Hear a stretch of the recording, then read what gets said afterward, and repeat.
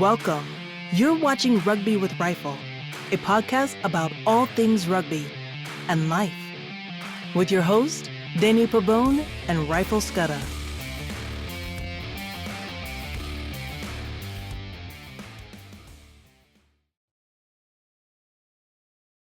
Hello, everyone, and welcome back to another episode of Rugby with Rifle, a podcast about all things rugby and life, and also bringing the game of rugby to the American audience and beyond. As always, I'm joined here with my friend Rifle. How you doing, my friend? Very well, thank you, Danny. How are you doing?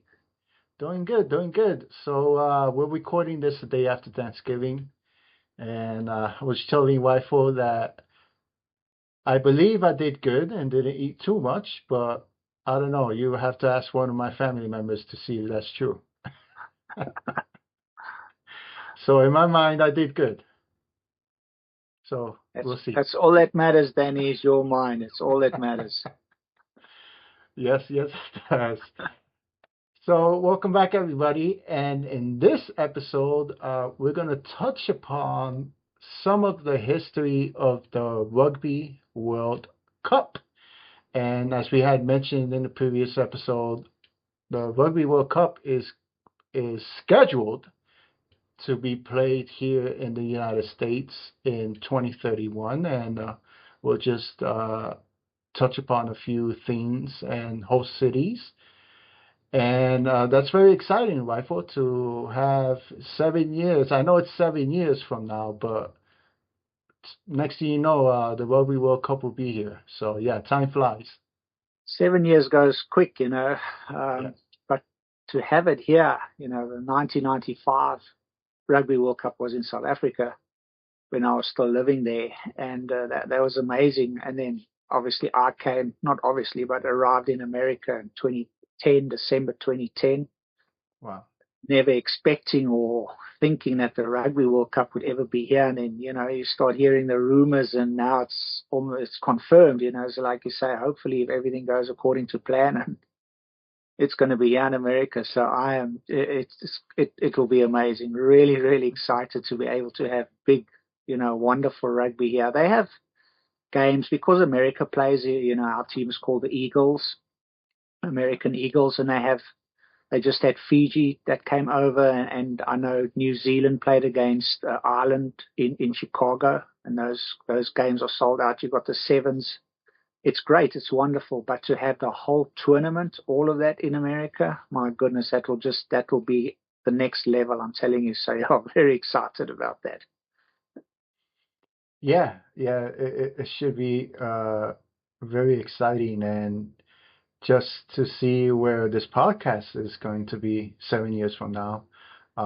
If you could put up with me for another 6.5 years, it'll be very cool and very interesting to see the development and the growth of rugby in this country. It's going to be very exciting and interesting, and to be a part of that.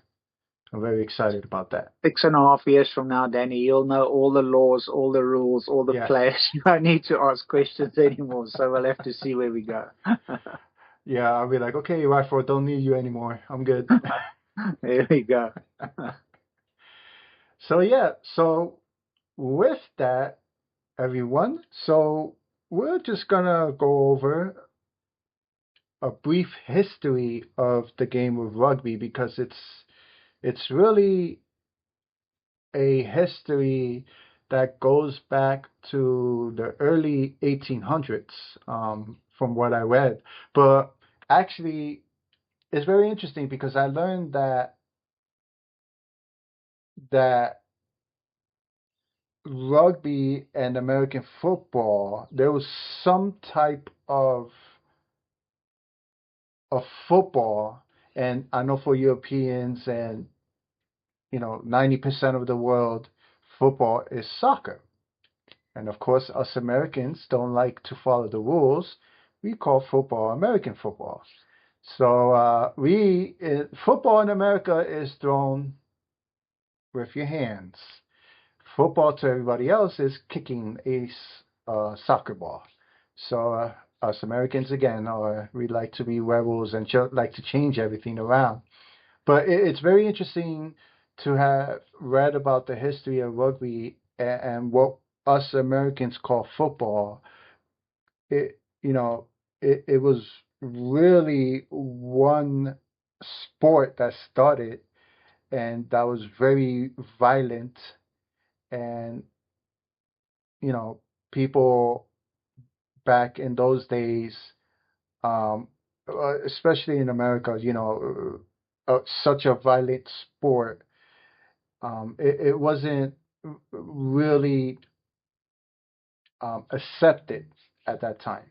So it's very interesting to see the history of the sport of rugby. And as we had mentioned before, so the Rugby World Cup is going to be here, scheduled to be here in the United States in 2031. And we'll go back a little bit to that history in a second. And these are the host cities under consideration. So it's pretty cool. So we have New York. Well, everybody can see I'm not going to name all the cities, but I guess the closest one to you, oh, Washington, D.C. There you go, Rifle. Washington D.C. and depending on traffic, Charlottesville might even Charlotte, not Charlottesville. Charlotte might be a little bit closer. New York the same. Boston. Yeah. All of those. If you can get on the train here, the Amtrak can just drive through because traffic from here, I-95, as you know, going to your place from here could Yes. be very, very hairy. So, but if you go by train, Washington's close. Yeah. Those New York is close, Boston not too far, Charlotte. So yeah, a lot of places around here. And basically, people watching from America here, it's the NFL stadiums, the big NFL stadiums where the home teams play. So it's just exchanging the NFL stadium for a day, to play rugby there. So basically, where your home team plays NFL, that's where the home team for the rugby is going to be. So very exciting, yes. Yeah. Yeah. It's pretty cool. So I'm guessing that the cities that are definitely going to get chosen is New York, obviously. I mean, that's probably the largest city or it is the largest city in this country. I'm guessing Los Angeles is another city that's probably going to get picked. Chicago is another city that's probably going to get picked. So I'm seeing a few cities that are probably definitely going to be picked. Miami is another big city. Atlanta is another big city. So I'm guess there's 5 or 6 there that I'm pretty sure those are going to be hosting cities for the Rugby World Cup. So Washington D.C., that area you have the Commanders that play in Philadelphia is another one.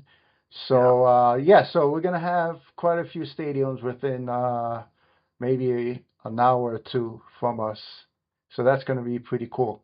And like you said, it's probably best to take the train. Yeah, well, I mean, it's going to be such a momentous occasion. I wouldn't mind traveling 13, 14 hours to watch a Rugby World Cup game. So the closer to the stadium is the better. But, if I have to go to Seattle, whatever, if I can watch a Rugby World Cup game in America, believe you me, I'll be there. Rifle will be on the My side of the Harley road, Davidson. hitchhiking with his thumb out. No, my Harley Davidson. I'll pack the little tent on the back and I'll go from stadium to stadium watching the game. So it'll be a nice road trip on the Harley with the boys. Oh, nice, nice, cool.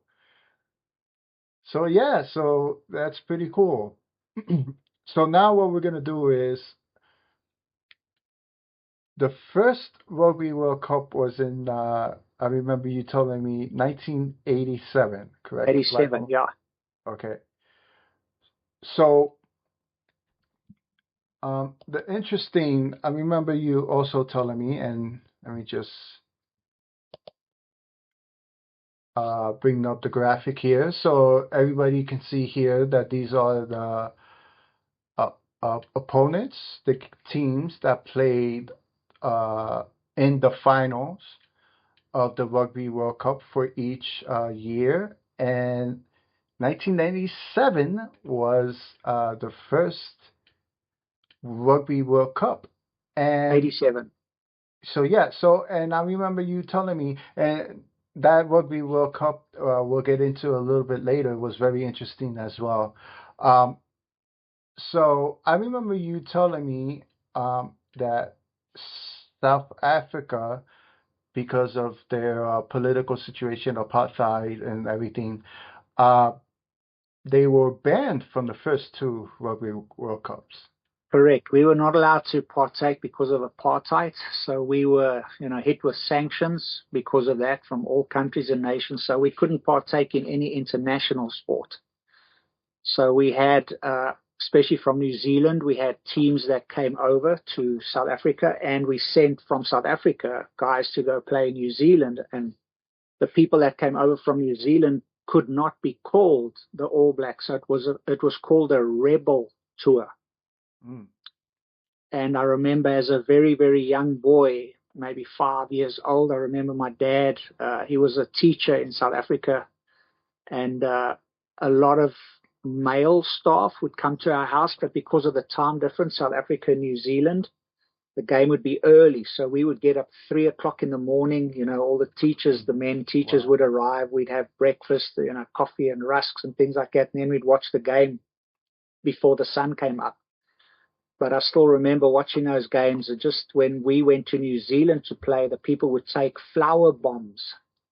So the Wow. flour that you bake cakes and things with, they would put those in plastic bags, jiffy bags, and they would fly over the stadium and they would chuck these down. So they had to stop the game. People who were protesting the South Africans being over there to play because of apartheid. So I remember I didn't understand. I mean, I'm 5 years, 6 years old. I don't understand the political side of things. I don't understand why they're doing that. My dad was trying to explain, but as a 5 or 6 year old, you don't really get it. I do now, but I just remember waking up with my dad waking me up 3, 4 in the morning. It's time for rugby. We'd wake up and we watch the game. So very, very good memories. But unfortunately, because of apartheid, the first two World Cups we could not participate. So the very first Rugby World Cup that South Africa could participate in was 1995, and that was in South Africa. And Wow. that was the year that President Mandela came out and the whole thing with us winning the World Cup. And it was our first opportunity to play in the Rugby World Cup. So it was just a phenomenal year, phenomenal achievement. And, to this very day, I mean, the hair on your arms and your head just stands up when you speak about the 1995 World Cup and in South Africa and what that did for rugby, what it did for the nation of South Africa and how it changed. So very, very a lovely topic to discuss and talk about with amazing fond memories for myself.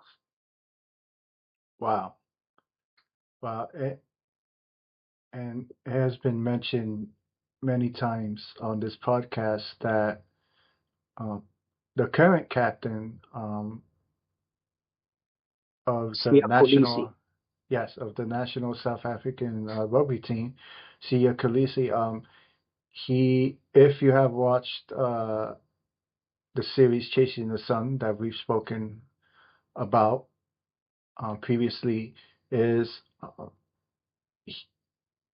that you have to really visit the country of South Africa, meet the people, talk to them about rugby, and you could understand um, why the South African team plays the way they play, because it's more than a sport to them. And I'm preaching to the choir. I'm telling you, Rifle. No, you're telling You've all the lived it. people that watch a podcast, so it's good. Yeah, yeah. So yeah. So talking to all you out there watching this podcast and not Rifle, but so yeah, it's an amazing thing. And to be honest with you, here in America, and in other countries, but especially here in America, being that sports is such a huge economy in this country. I mean, when you talk about sports rights like the NBA, the NFL, baseball, MLB, NHL to a lesser extent, soccer to a much lesser extent as well. When we're talking about TV rights, we're talking about tens of billions of dollars every year just for the right to show these games on TV. So here in America, we're kind of, we don't appreciate, I mean, we do appreciate sports as fans, but at the same time, we don't appreciate it at the level of a typical South African does with rugby, because we have so many sports in this country, and so many professional teams that are have a lot of money. So it's a different theme and very interesting than to see a country that really, really breathes one sport like South Africa does with rugby. I think another thing that one can say about that is in America, because America is so big, my goodness, the Yeah. size of this country is just phenomenal, you know. And until you've been here and you've traveled around, a lot of people don't realize the size. So Yeah. I say we, but other people, not Americans, laugh at America when they say, for example, we won the World Series Yeah. in baseball or whatever. And we think to ourselves, not being American, like World Series, you played against people in America. What World Series is, you had to play against other nations. You had to leave your country and go somewhere else to play. How can you call it the World Series? That's just so arrogant. Why would you even do that? But it's called the World Series here, where in other countries they don't do that. A lot of countries is not as big as America, obviously. Yeah. But the thing in when you play against other nations, because you can watch the NFL final, the Super Bowl. I mean, it's great and it's wonderful, and there's a build up and there's all that. But there's just something else, and they have it in football, in soccer as well, where two teams from two nations play against each other, and they're actually two national anthems before the match or the game or the contest. Where in America, it's just, we sing America's national anthem, which is great. But where there are two countries and you can see the passion in the players' eyes, and they cry, grown men with beards, and just tear up. And there are two countries going to battle for literally a World Series. It just takes it to another level. Yeah. So in America, we don't see that because, just the way things are here. But I think that elevates a sport or a game where you have to leave your shores and go somewhere else to battle against another nation for a trophy or a cup or a game. That's just my take on that, and it may be very wrong, but that's how I see it. Two national anthems before a game where two countries are going at it. That's something. Yes, yes, it is, and I guess, growing up in this country, um, I could speak to that where, we, and I guess in some sense, America is the center of the world, because of our economy being the biggest in the world. Um, Sometimes we don't remember there's other countries in the world, and and we think that, for example, the NFL being the biggest sport in this country, the number one sport in this country. However, it has less followers internationally than rugby does. So sometimes we lose sight of that, and think that, oh, the NFL, it's the biggest game in the world. No, it isn't. It may be the biggest game financially in the world, I believe, Well, probably not bigger than soccer, but financially it may be very big around the world. But followers, number of followers, it's less than rugby. So sometimes we Americans have to be humbled when we see the numbers. So yeah, it's very, very interesting. So right here again, we have the two teams that play the finals in the finals in the Rugby World Cup for each year, and the two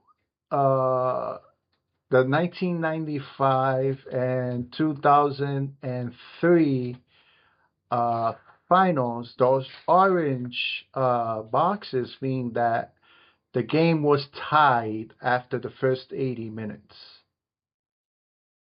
So as you can see here, the first 1995 South Africa won, which is very interesting too because that was the first World Cup and they were the host nation. So I'm sure that was exciting to see. And then in 2003, England and Australia again was tied after the first 80 minutes, and then England ended up winning that game 20-17. So yeah, so that's pretty interesting, pretty cool. So They actually made a movie, Danny, sorry, of the South Africa, our first World Cup, called Invictus.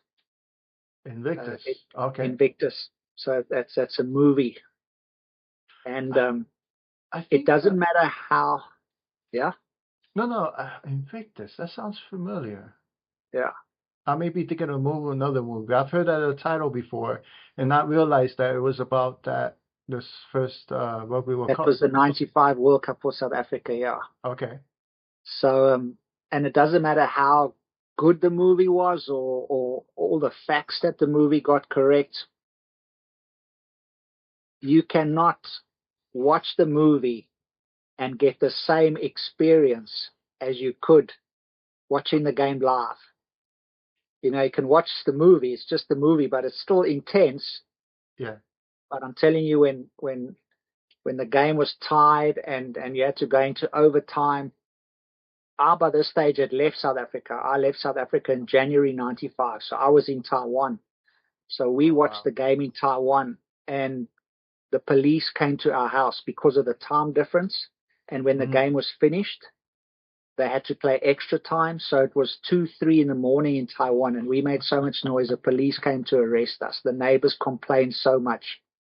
And we were saying, please, the game's almost done. Please don't, don't take us to jail. We just want to finish the end of the game, then we can go. But you cannot, you can watch the movie and it's great. But man, just that intensity of that game and in the end, Joel Stransky, who was our fly half, he put over a drop kick and just went through the post. And oh my goodness, and it's on YouTube. You can go see it. It's beautiful to see if you're a South African, obviously. But that was amazing. And New Zealand in that game had their star Jonah Lomu, who was just the biggest name in rugby, probably even to this day, possibly. He was just amazing. He sadly passed away. He had some issues with his body. But what a player, what a man, and just literally ran over people. They could not stop him. He was just a beast. And he played in that game as well. It was, so the movie is good, but it's nothing like watching the game live and then tied at the end and extra time, and then you win by a drop goal. Oh my goodness, it was amazing. So very interesting times. I can't imagine the excitement of that year. So I just want to know, did you end up going to jail? We did not go to jail. No, we promised them when good. it was over. But as I say, because the game was in 5 o'clock in the afternoon in South Africa, and Taiwan is 6 hours ahead. So it started 11 at night. So we said, just normal time. We'll be finished by 1 or so. And then it went extra time, and the neighbors, as I say, the third time the police came, they said, "This is it, this week," and we begged them, "Please, the game is over now. We won't make that much noise anymore." So they were very gracious and didn't arrest us. But we were not very popular with the neighbors for quite some time after that, unfortunately. That I can tell you. It's the first Rugby World Cup for South Africa. They had to understand. Taiwanese do not care about rugby back then. So, yeah. However. Fun Wow, times. that's funny. It brings me back. So when the New York Giants of the NFL, uh, I'm a Raiders fan, but when the Raiders are doing bad, I root for the Giants. Unfortunately, this year the Raiders and Giants are doing really bad, so I'm like, okay, I have no team to root for this year. But in 2008, when they won the Super Bowl, it was a special year because that was the year that the New England Patriots were undefeated. And if they would have won the Super Bowl, they would have been the first team, well, the second team to go undefeated the whole season and win the championship. So when the New York Giants won the Super Bowl that nobody was expecting, because the Giants had played the Patriots, I think it was the second to last game of the regular season, and they got blown out of the water. So when they made it Super Bowl, everybody was shocked, and nobody was picking the Giants to beat the Patriots. But the Giants won. And I remember I was at my friend's house, and my friend and another friend of mine, there was like about 8 of us. But 2 of my friends are huge Giants fans. So when the Giants won, and back then the game, right now, today the game starts like around 6:30, 7 o'clock. So you're done by like 10. Back then the game started close to 9. So, you were finishing like at midnight, 12:30, 1 o'clock in the morning. So the game finished like around roughly 1, almost close to 1 in the morning. And me and 8 and 7 of my other friends and 4 or 5 of their kids were running around the block, yelling, screaming, celebrating, waving Giants flags at 1 o'clock in the morning. And you see the neighbors coming out like, what in the world is going on here? So yes, I know that experience. But luckily, we didn't have the cops called on us. So yeah, something about sport, man. It can just take you to a euphoric place that you really remember for the rest of your life. Yes, it is. It brings. Sometimes you do things that you wouldn't normally do when you're watching a game. Yep, correct. So wow, what amazing story! Thanks for sharing, Rifle. No problem. And as you know, well, if you don't know, audience, South Africa is the first team to win 4 Rugby World Cups, and they've won the last 2. So South Africa has been on a little streak lately. Yeah, we're definitely on a purple patch right now, and we must enjoy it while it lasts because, as you know, everything has its seasons. Teams have ups and downs, and if you look here at the winners, New Zealand, up until this past World Cup, they also had 3. So New Zealand, the All Blacks, and the Springboks were playing to see who would be the first nation to get to 4 wins. Wow. So it's very close between South Africa and New Zealand if you look here. But, New Zealand have won many more other trophies throughout the years in South Africa. But South Africa, the first country to get 4 World Cup wins, So that was very exciting for us. And what makes it more interesting and a feat is that they had a late start. They weren't even playing in the first 2 Rugby World Cups. I wasn't going to mention that, but now that you did, I don't want to say we didn't play in the first 2, so I said it for you. Thank you very much. Yeah, good job, Danny. Yeah, we didn't play in the first 2, however. So who knows? Maybe they would have had 5 right now. Never know. Never know. Yeah. Cool. So another interesting thing that I found that we're going to share next is, so I found this very interesting. So we have, obviously the Rugby World Cup, and we also have, which is the most popular sport in the world. If you look at the numbers, soccer or football for everybody else in the world outside of America. Um, so I've read there's roughly 4 billion people that either play or follow the game of soccer in the world.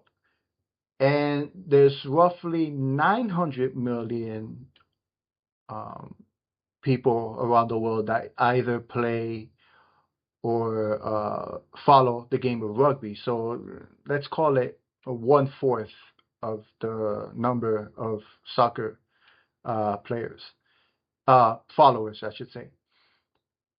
However, when you start looking at the numbers in attendance, there's not that much of a difference. The average attendance for a FIFA World Cup game match is was roughly about 50,000, give or take.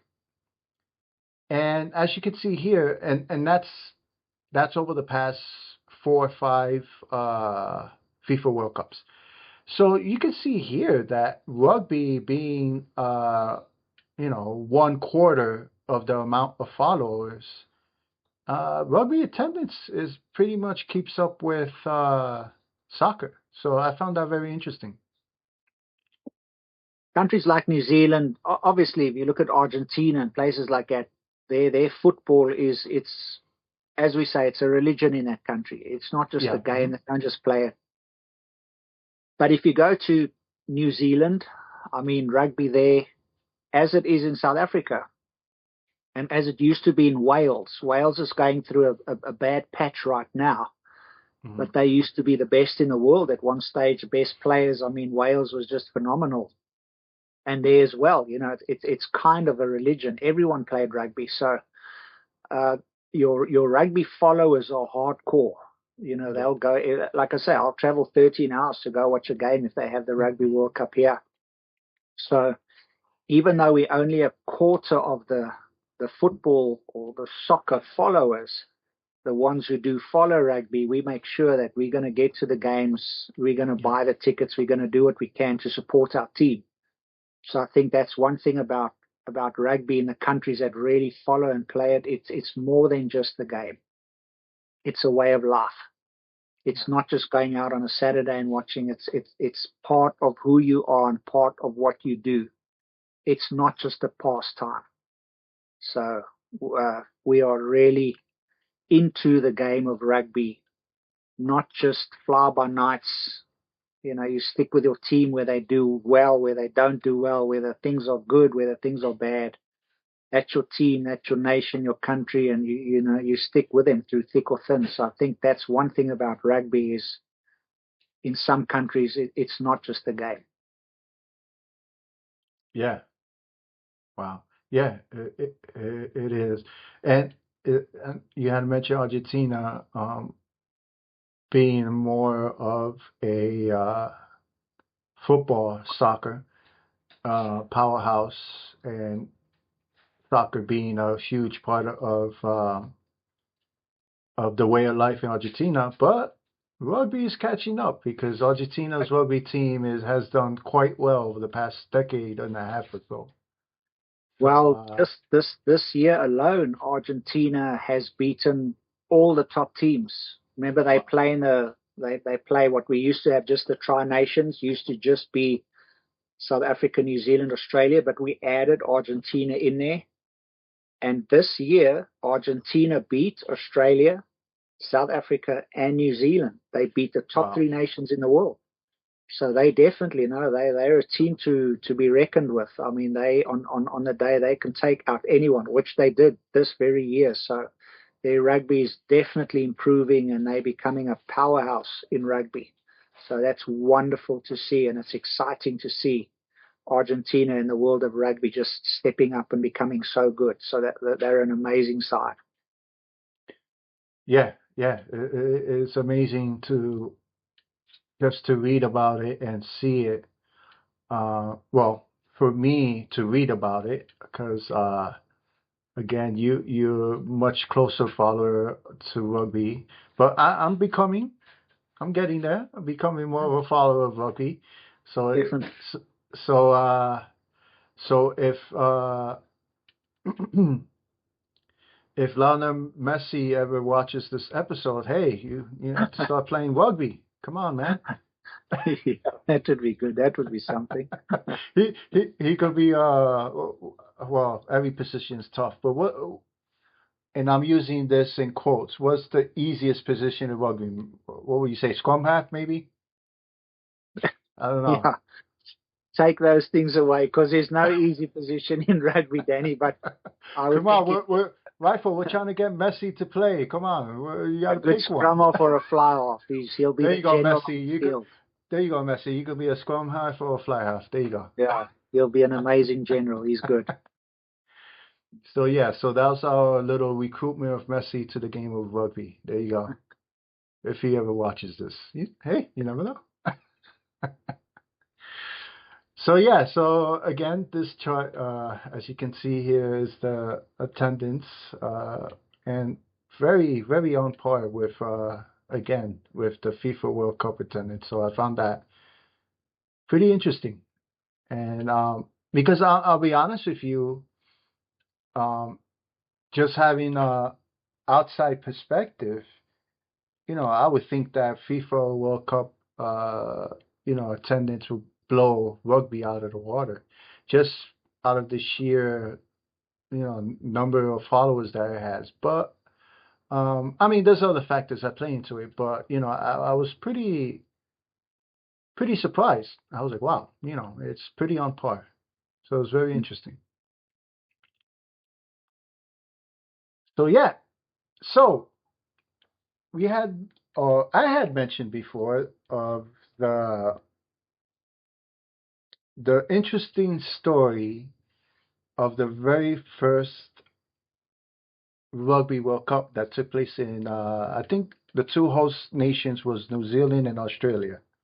So Correct. there were Yeah. some games played in New Zealand and some games played in Australia. However, the final was played in New Zealand. And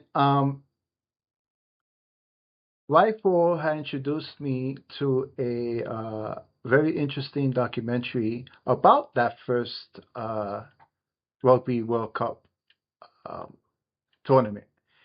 And I just wanted to speak briefly and, trying not to give too much away about documentary because we want you to go see it. And by the way, it's called By the Balls. So any of our female watchers, please, that's what they named it. It wasn't us. Yeah. And you'll find out why it's called By the Balls if you watch the documentary. It's a very, very interesting story.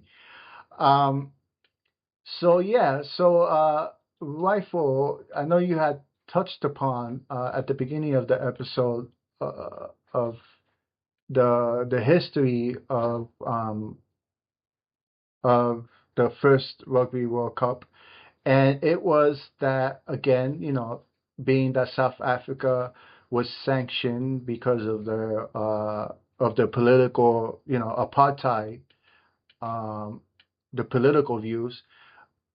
It was very interesting to see, and again, I'm trying not to give too much away, but there was a group of New Zealand rugby players who were to uh, on tour to in South Africa, and they received so much, you know, backlash and criticism by the New Zealand government and people and citizens and stuff like that. So it was interesting to see the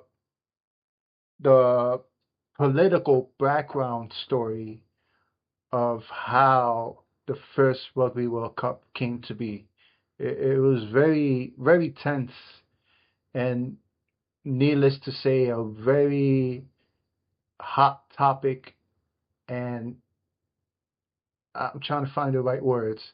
Uh, it was very controversial, needless to say.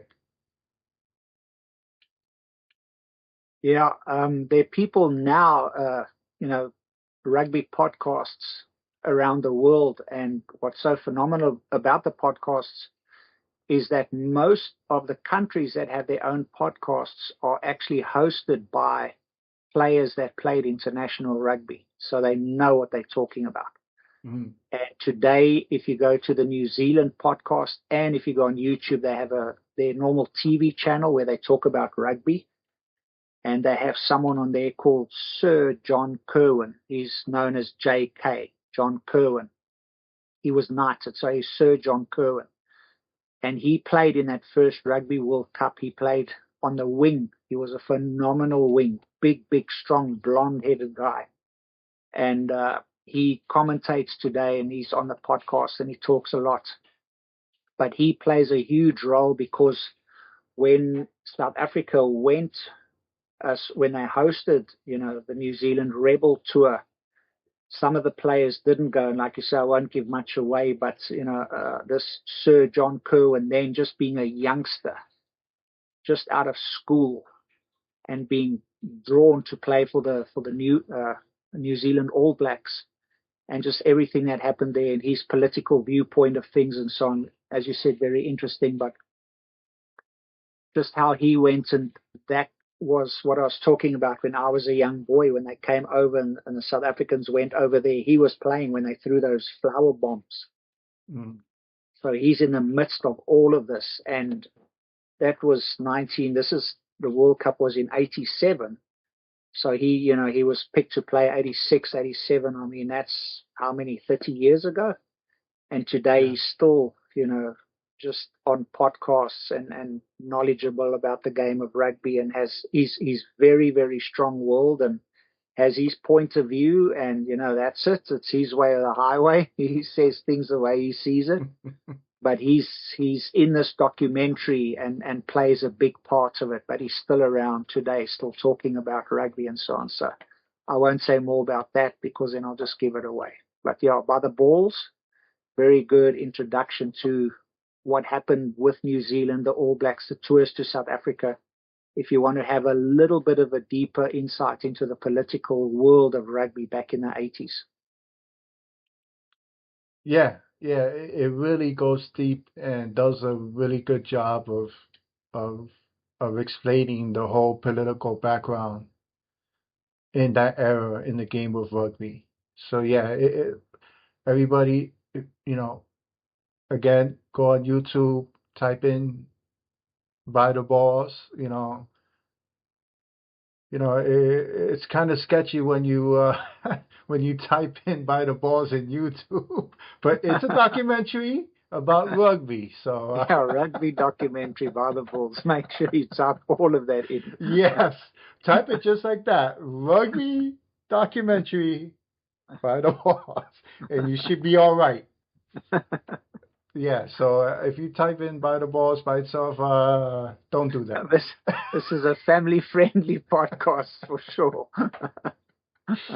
So yes, um, so yes, and maybe we'll put the link in the description on the YouTube channel so that you go straight to it and don't have to Yeah, that will don't be have safe. to type it in. Yeah, good job. Yeah, I'll do that, Danny. So yeah, so definitely go watch that. And another thing that I found very interesting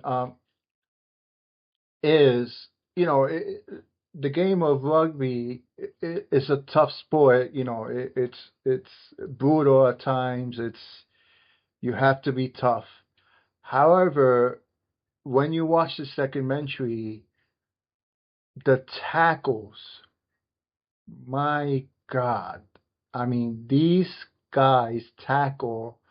I mean, again, rugby, you watch rugby today, there's tough tackles, and, you know, But when you watch this documentary, the tackles are at another level during this It was period of rugby.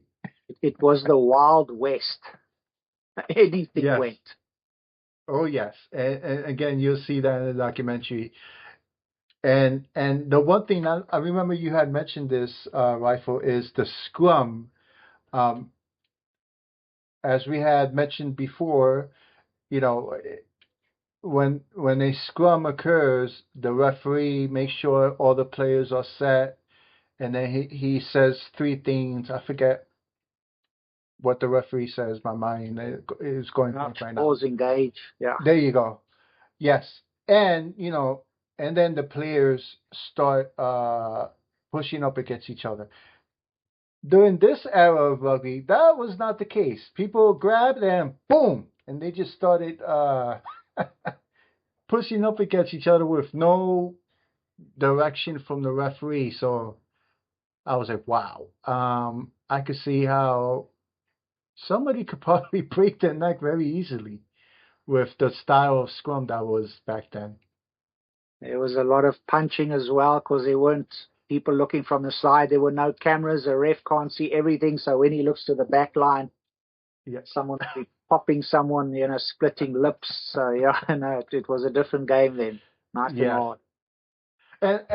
And let's be honest, football went through that era as well in the 70s and 80s. I mean, there was, in American football, I should say, there was players getting clothesline, players being picked up, and it was like wrestling, picked up and power drived. So American football went through that phase too.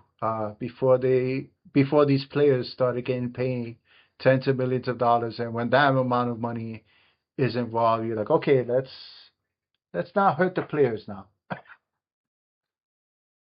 Which is another thing, and again, you learn this in the documentary. Another interesting thing is that the game of rugby didn't really become professional until 1995, from what I read. So that was interesting as well. Uh, before then, and again, not to get too much into it, before then, uh, the the main rugby governing body in England did not want to professionalize the game of rugby.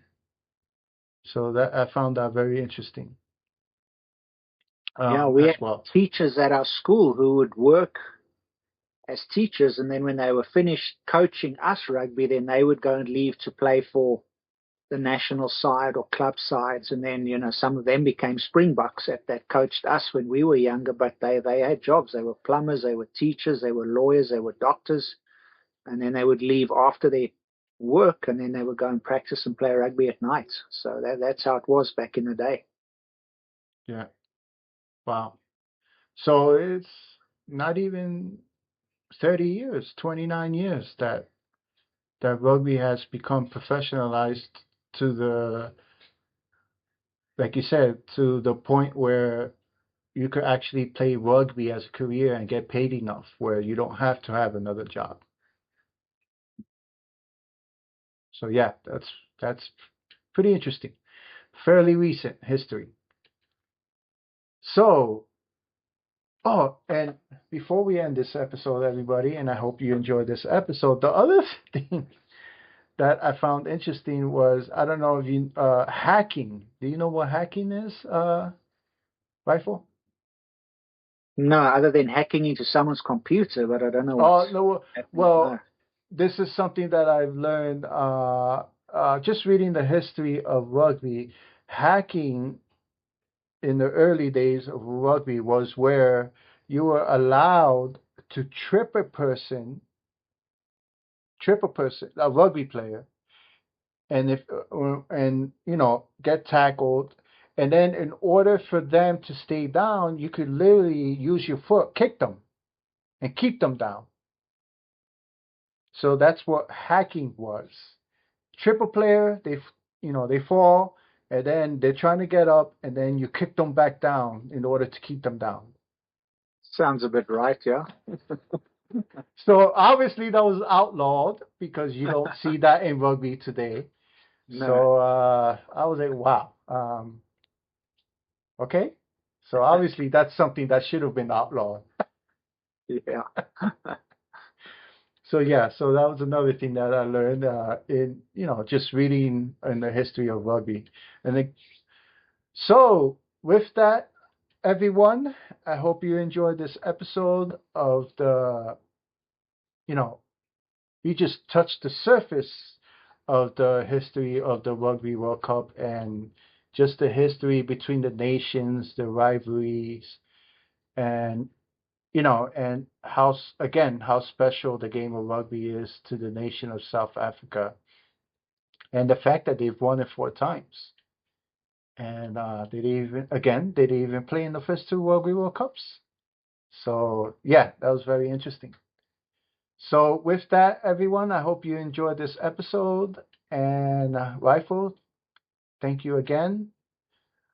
My For pleasure, Danny. your Yeah, thank you for that. I really, really enjoy spending time talking about the game and just experiences and memories that I had. So yeah, wonderful episode. Thank you very much. Thank you for watching, everyone. So with that, everybody, thank you for watching. I hope you enjoyed it. And until next time, take care, everybody.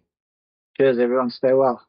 Thank you for watching this episode of Rugby with Rifle.